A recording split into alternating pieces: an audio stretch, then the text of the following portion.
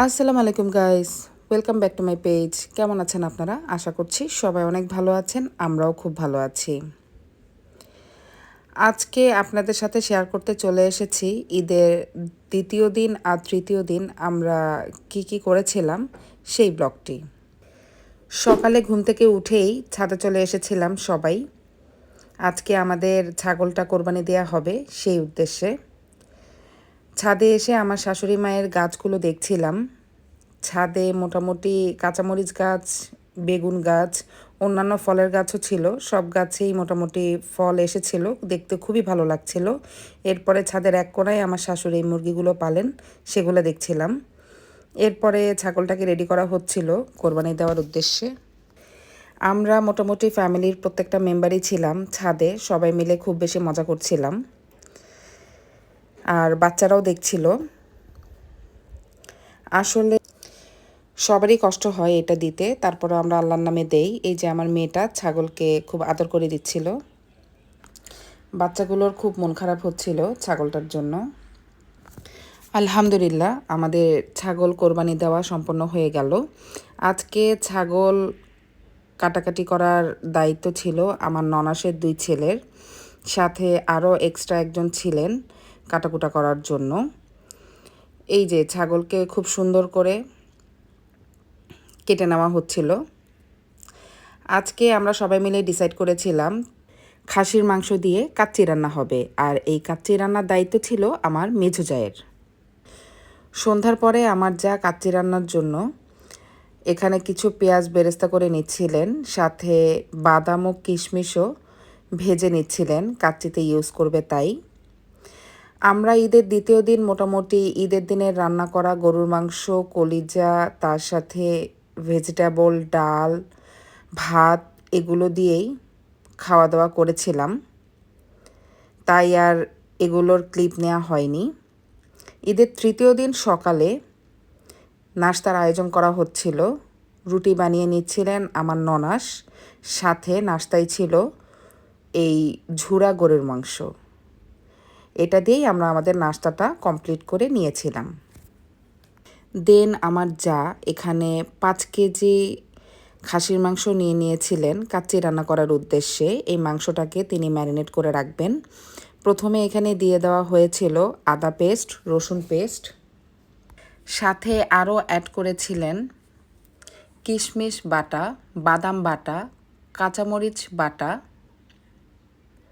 কাবাব চিনি, ভাবির স্পেশাল কাচ্চির মশলা, লবণ, সব কিছু দিয়ে খুব সুন্দর করে মাখিয়ে নিচ্ছিলেন যেন মাংসের প্রতিটা জায়গায় খুব সুন্দর করে মশলাগুলো লেগে যায়। সাথে আরও অ্যাড করেছিলেন ফুড কালার, যেন মাংসের কালারটা খুব ভালো আসে তাই। এবার খুব সুন্দর করে মাখিয়ে নিচ্ছিলেন মাংসগুলোকে। সাথে আরও অ্যাড করে নিয়েছিলেন জিরার গুঁড়া, ধনিয়া গুঁড়া। সব কিছু পরিমিতভাবে অ্যাড করার পরে সবশেষে অ্যাড করে দিয়েছিলেন সরিষার তেল। তারপরে মাংসটাকে খুব ভালো করে ম্যারিনেট করে নিচ্ছিলেন। 5 থেকে 6 ঘন্টা এটা ম্যারিনেট করে রাখা হবে। কাচ্চি যেহেতু রান্নার ক্ষেত্রে এক্সট্রা কোনো পানি ইউজ করা যায় না, মাংস থেকে যে পানিটা বের হয় সে পানিতেই মূলত কাচ্চি রান্নাটা হয়। আর রাইস যেহেতু 70% সেদ্ধ করে এটার সাথে অ্যাড করা হয়, তাই ম্যারিনেশনটা খুব ভালো হলে মাংসগুলো খুব সুন্দর করে সেদ্ধ হবে এবং মাংসের জুসিনেসটা বজায় থাকবে। তাই মাংস ম্যারিনেট করা অলমোস্ট ডান। এখানে 2 কেজি পরিমাণে বাসমতি চাল নিয়ে নেওয়া হয়েছিল কাচ্চি রান্না করার জন্য। আজকে কাচ্চিটা বাসমতি চাল দিয়ে রান্না করা হবে। চালটাকে খুব ভালো করে ধুয়ে নেওয়া হচ্ছিল। খুব সুন্দর করে চালটাকে কয়েকবার ধুয়ে ক্লিন করার পরে চালটাকে 30 থেকে 40 মিনিট পর্যন্ত ভিজিয়ে রাখা হবে, যেন রান্নার সময় চালগুলো ঝরঝরে থাকে তাই। এই যে চালটা ধুয়ে ভিজিয়ে রাখা হয়েছে। 6 ঘন্টা পরে ফ্রিজ থেকে মাংসটাকে বের করে নেওয়া হলো। ফ্রিজে নর্মাল টেম্পারেচারে মাংসটা রেখে দেওয়া হয়েছিল। এখানে পানি নিয়ে নেওয়া হয়েছিল চালটাকে 70% বয়েল করে নেওয়ার জন্য।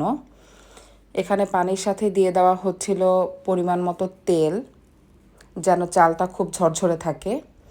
সাথে আরও দিয়ে দেওয়া হয়েছিল লবঙ্গ, এলাচ, দারচিনি। চালটাকে খুব ভালো করে ফুটে আসা পর্যন্ত অপেক্ষা করার পরে এর সাথে অ্যাড করে দেওয়া হলো ভিজিয়ে রাখা চাল। এই যে চালগুলোকে 70% সেদ্ধ হয়ে আসার পরে পানি ঝরিয়ে নেওয়া হয়েছিল। পানি ঝরিয়ে নেওয়ার পরে এখন কাচ্চির আলুটা তৈরি করার পালা। এখানে আলুগুলো নিজের ইচ্ছামতো সাইজ করে কেটে তার সাথে ফুড কালার আর লবণ অ্যাড করে তেলে খুব সুন্দর করে ভেজে নেওয়া হয়েছিল। আর এখানে ছিল আগে ভেজে রাখা বাদাম আর কিশমিশ। সব কিছু রেডি করে ছাদে নিয়ে আসা হয়েছিল। যেহেতু আমাদের মাটির চুলাটা ছাদে রাখা, সবাই মিলে ডিসাইড করেছিলাম কাচ্চিটা মাটির চুলায় রান্না হবে। মাটির চুলা রান্নার টেস্ট তো অনেক বেশি মজার, এটা আমরা মোটামুটি সবাই জানি। তাই এখানে একে একে কাচ্চির জন্য সব কিছু হাঁড়িতে দিয়ে দেওয়া হচ্ছিল। প্রথমে দিয়ে দেওয়া হয়েছিল খাসির মাংস, তারপরে 70% বয়েল করা যেই বাসমতি চালটা, সেই চালটা, এর মধ্যে দিয়ে দেওয়া হয়েছিল আলু, তারপরে দিয়ে দেওয়া হয়েছিল শাহি জিরা, এর সাথে দেয়া হচ্ছিল বাদাম আর কিশমিশ, তার সাথে দিয়ে দিয়েছিল পেঁয়াজের বেরেস্তা। সব কিছু একে একে সুন্দর করে দিয়ে দেওয়ার পরে এর সাথে আরও অ্যাড করা হয়েছিল মাওয়া। মাওয়াটা এখন এই যে সুন্দর করে ছড়িয়ে দেওয়া হচ্ছিল। আসলে এই রান্নাটা পুরোপুরি করেছিলেন আমার যা, প্রথমেই বলেছি। ওনার হেল্পিং হ্যান্ড ছিলেন আমার ননাসের ছোট ছেলে। সাথে এখানে আরও দিয়ে দেওয়া হচ্ছিল লিকুইড মিল্ক। এখন খুব সুন্দর করে চালের মধ্যে জর্দার রঙটা একটু একটু করে দিয়ে দেওয়া হচ্ছিল, যেন কাচের কালারটা ভালো আসে। তাই আজকের এই পুরা রান্নায় আমার জায়ের হেল্পিং হ্যান্ড হিসেবে ছিল আমার ননাসের ছোট ছেলে। তারপরে এই যে ফুড কালারগুলো খুব সুন্দর করে ছড়িয়ে ছিটিয়ে দেয়া হচ্ছিল কাচ্চির কালারটাকে ভালো আনার জন্য। এখন কাচ্চিতে স্মোকি ফ্লেভার আনার পালা। তাই এখানে কয়লাকে খুব সুন্দর করে গরম করে একটা বাটিতে কয়লাগুলো দিয়ে তার মধ্যে ঘি ছড়িয়ে দেওয়া হচ্ছে। এভাবে 5 মিনিট রেখে দেওয়া হয়েছিল ঢাকনা দিয়ে স্মোকি ফ্লেভার আনার জন্য। এর মধ্যে এখানে আটা ময়ন করে নেওয়া হচ্ছিল কাচ্চির ঢাকনাকে সিল করার জন্য। এই যে কাচ্চির ঢাকনা সিল করা শেষ। কাচ্চির ঢাকনাটা মূলত প্রপারলি সিল করতে হয় যেন কাচ্চিটা পুরোপুরি দমে থাকতে পারে। তাই এরপরে আমরা বেরিয়ে পড়েছিলাম একটু মিষ্টি কিনতে যাব, সেই উদ্দেশ্যে বেরিয়ে আমার ননাসের ছেলের বাসায় চলে আসলাম। ওর একটা ছোটোখাটো মুরগির ফার্ম আছে। এই যে ওর মুরগির ফার্মটা আপনাদেরকে দেখিয়ে দিচ্ছি। এখানে মূলত চলে এসেছিলাম ওর কাছ থেকে কিছু মুরগি নিব, সেই উদ্দেশ্যে। ওকে বলেছিলাম যে বড় মুরগিগুলো আলাদা করে রাখতে। তাই এখান থেকে দেখে কিছু মুরগি নিয়ে নিয়েছিলাম। এই যে এই মুরগিগুলো নিয়ে নিয়েছিলাম। এগুলো ও সুন্দর করে জবাই করে কেটে কুটে দিয়ে দিবে আমাদের সাথে। যেতে যেতে প্রচণ্ড বৃষ্টি শুরু হয়ে গিয়েছিল, তাই বৃষ্টির পানিগুলো পুকুরে পড়তে দেখে খুবই ভালো লাগছিল। ছোট একটা ভিডিও ক্লিপ নিয়ে নিয়েছিলাম। এরপরে চলে আসলাম মিষ্টি কিনতে বিশা হাতে। রামগঞ্জের এই বিশাহার মিষ্টি খুবই ফেমাস, আমাদের তো খুব পছন্দ। আমরা প্রতিবার গেলেই এখানের দই মিষ্টি অ্যাটলিস্ট না খেয়ে আসি না। তাই আজকেও বরাবরের মতোই চলে গিয়েছিলাম ওদের দই মিষ্টি নেওয়ার জন্য। ওদের মিষ্টিগুলো দেখছিলাম। এরপরে আমরা 3জন গিয়েছিলাম, আমার জায়ের মেয়ে, আমি আর আমার ননাসের ছোট ছেলে। আমরা মিষ্টি টেস্ট করে দেখছিলাম এই মিষ্টিটা কেমন। এটা ছিল স্পঞ্জ, তবে এটার থেকে অন্য আরেকটা মিষ্টি আমরা নিয়েছিলাম দুধের, ওই মিষ্টিটা বেশি মজা ছিল। আর এই দইটা ছিল ক্ষীর দই, দইয়ের টেস্টটা একদম বেস্ট ছিল।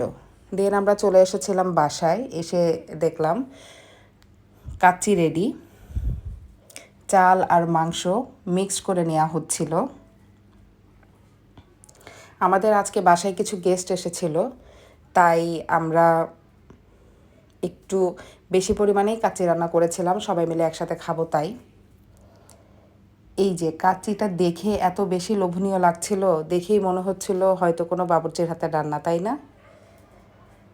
কাচ্চিগুলোকে বেড়ে নেওয়া হচ্ছিল, সবাইকে সার্ভ করা হবে সেই উদ্দেশ্যে। আর এত লোভনীয় কাচ্চি দেখে, এটার স্মেল পেয়ে আমার তো সাথে সাথেই খুব বেশি ক্ষুধা লেগে গিয়েছিল, কখন টেস্ট করব। তাই টেস্ট করার আগেই বুঝে গিয়েছিলাম কাচ্চিটা অনেক বেশি মজাদার হবে।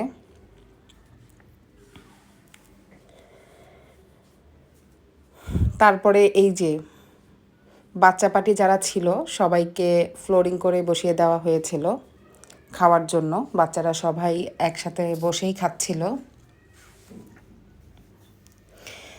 আমরাও আর ওয়েট করতে পারছিলাম না, তাই সবাই সবার মতো করে প্লেট সাজিয়ে নিয়েছিলাম। এক একজন এক এক জায়গায় বসেই আমাদের খাওয়া কমপ্লিট করে ফেলেছিলাম। আজকে ছিল কাচ্চি, ডিম সিদ্ধ, সালাদ, বোরহানি, কোক, যে যা পছন্দ করে সেভাবে খেয়ে নিয়েছিল।